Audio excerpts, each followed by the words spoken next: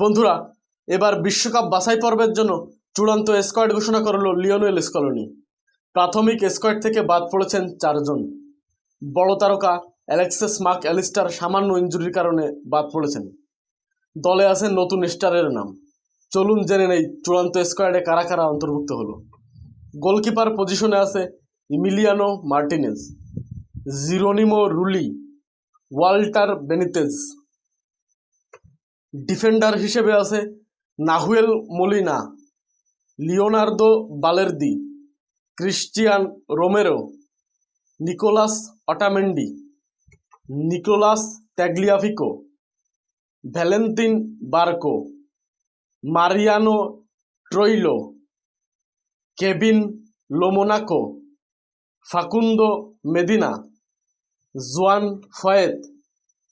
Midfield পজিশনে আছে Enzo Barrenechea, Nicolas Paz, Leonardo Paredes, Rodrigo De Paul, Enzo Fernandez, Giovani Lo Celso, Exequiel Palacios, Thiago আলমাদা।